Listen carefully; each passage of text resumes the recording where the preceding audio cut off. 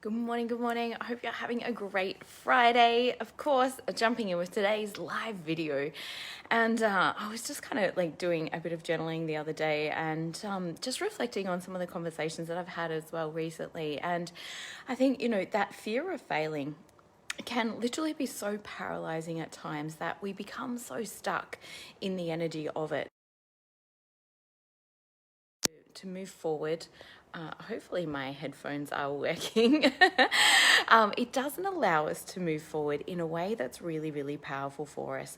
It can be incredibly, I'm just going to actually take that out and hopefully the video sound will still kick in.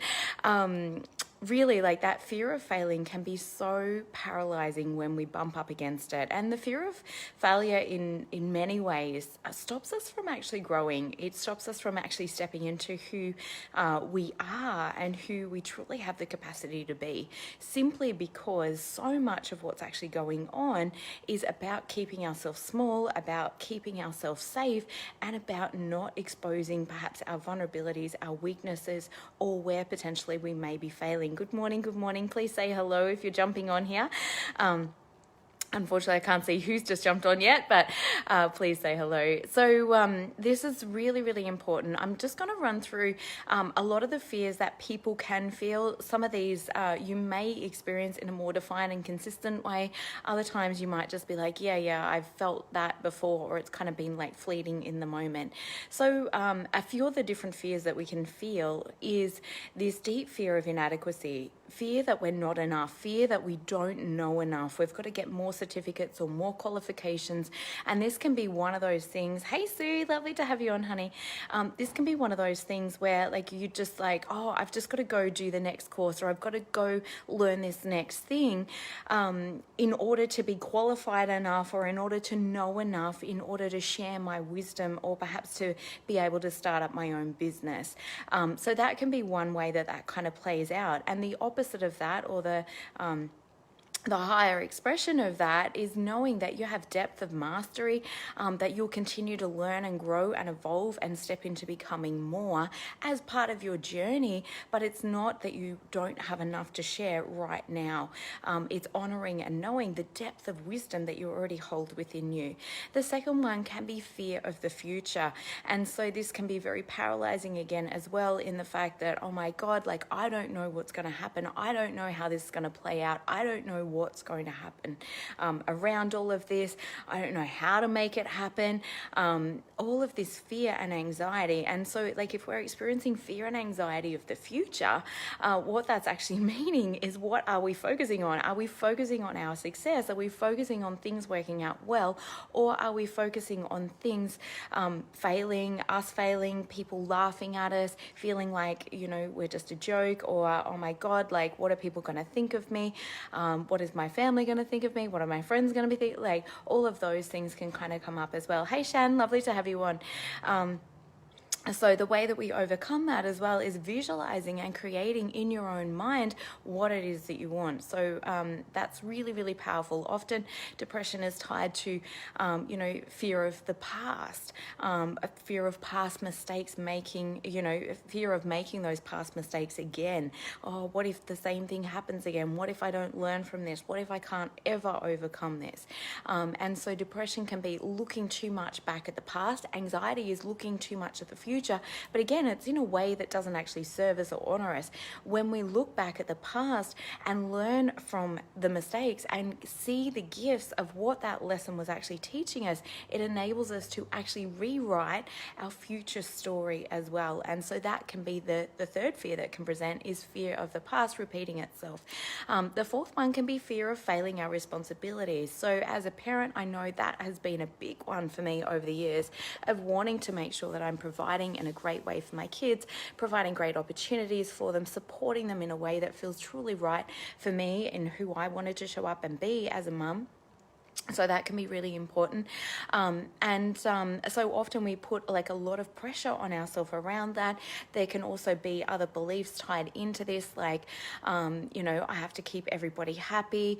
I'm just trying to think of some of the other ones. It's that tendency, though, to be overly responsible for the well-being and happiness of others around us, which leaves us feeling paralyzed, leaves us feeling out of control, because of course we're not in charge of how happy somebody is. We can attempt, we can try, but it doesn't necessarily work very well. And if somebody's not feeling great, we can't force them, we can't control them to be a particular way, and that can be really challenging as well.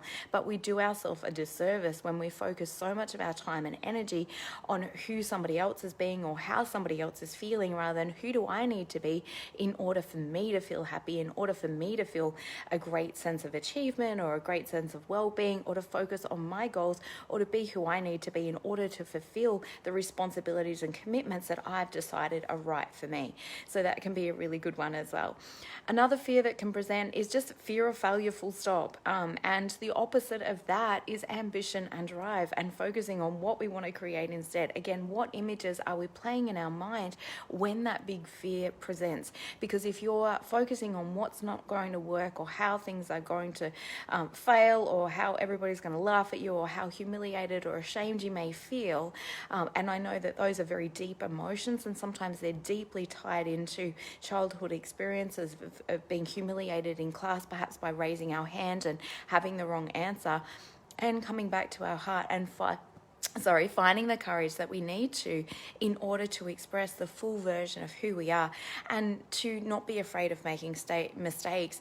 Often one of the things that prevents us or blocks us from actually receiving feedback that can really help us, and of course, feedback is very different to, unsolicited criticism of just like, you're getting that wrong or you're doing that wrong, right? Like totally different. Feedback is actually constructive and is supportive and really helps us to move forward. But often, like, we're not even open to that because we've been so ashamed of some of those past failures or perceived failures in how we've actually felt about that. So the fear of failure really can be overcome by, what do I want to create instead, and visualizing that in our own minds and creating that.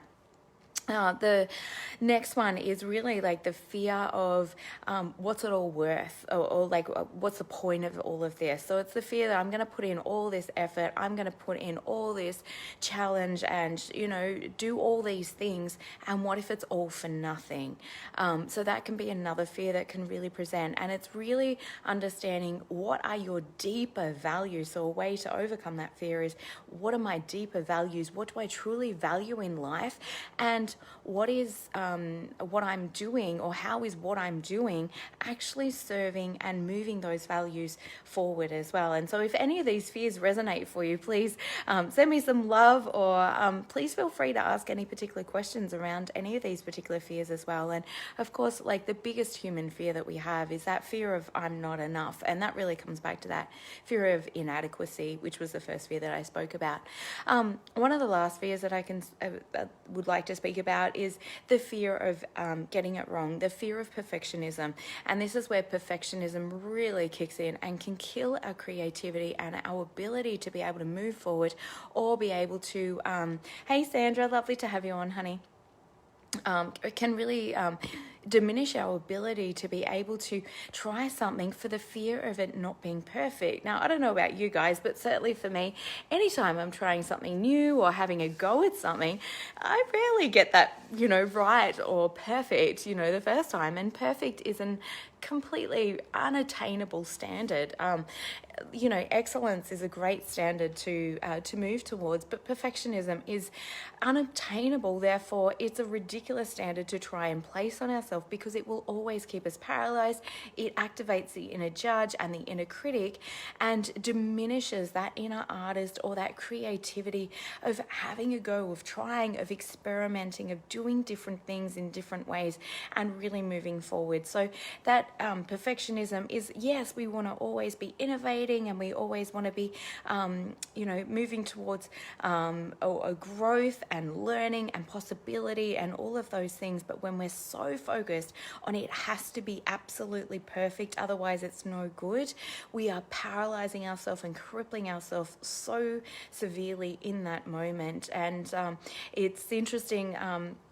I've done a lot of study around human design recently, and it's been so much fun. And human design has great language for articulating like a lot of these fears that can present, and all of these fears often can be overcome by just, you know, literally, if you've ever tuned into Mel Robbins' 5, 4, 3, 2, 1, let's go, it's like literally that impulse, that pushing through that fear just in that moment, even though it can feel paralyzing, because freedom is found on the other side of that. And we find great liberation as human beings of, oh, thank God that wasn't as bad as I thought it was going to be. And often it's just the fear or the thought of the fear which actually holds us back rather than the actual doing of the thing.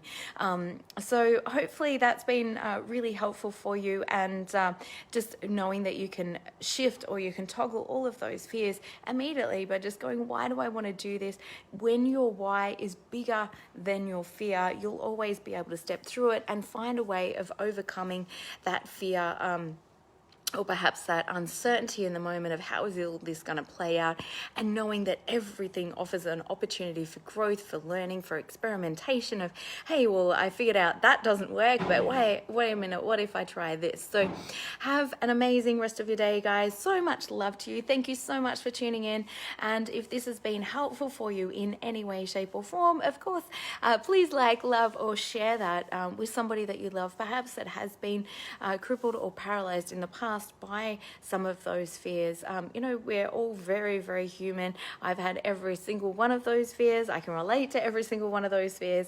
And the biggest difference between people that move forward is that they've just chosen to act instead of, like, you know, allowing the fear to hold them back. Having fear is a part of the human experience. It's part of the duality. If we didn't know what fear was, we wouldn't know what love was. It's the contrast of the experience of love that allows us to be able to know truly what love is, to know what alignment is, to know how to move forward in a really, really powerful way as well. And when we're stepping forward with love and courage in our heart, knowing that our why is bigger than the fear that we're bumping up against, then that is the truth that really sets us free and allows us to play and experiment and step into the fullest version of who we are in any given moment. So loads of love. Have an amazing day. And like I said, if this has been helpful or really resonated with you, please let me know. And if you are struggling in this area, this is one of the areas where often it can long-term can provoke and induce like a lot of adrenal fatigue or a lot of exhaustion, a lot of tiredness when we're constantly bumping up with fear and not stepping into the truth of our heart. That can have our adrenals very, very, very depleted. And I have a beautiful, amazing community called the Thrive Overcoming Burnout for Women. It's an amazing community in really stepping into the truth of who we are, overcoming those fears, and really restoring the physical body, because the more tired your physical body is, the more these fears will be activated, the more your ego survival mind will block you, tell you you're not good enough. You'll be looping in a lot of negativity, and often people just go, oh, I should just be more motivated. Oh, I should just be able to get this done. Like, oh my God, I'm wasting time. Like, they can be very, very critical on themselves, and often it's a sign of adrenal fatigue, or certainly starts symptoms of adrenal fatigue starting to happen. And long term, it will leave you so depleted and so exhausted, and let's not let you get there. So I'll pop the link for the group underneath. Hey, Linda, great to have you on. Hey, Neve, lovely to have you on here, honey. So have an amazing rest of your day, guys. And like I said, if that resonates for you, or if any of this resonates for you, please feel free to pop across to my community, and you'll find some really great resources, teachings and trainings in there as well, and some opportunities of how to actually work with me at a deeper level if you feel like that is really, really playing out for you and you're finding it really difficult to think positively at the moment, and to really feel engaged in your heart at a deep level. So have an amazing rest of your day.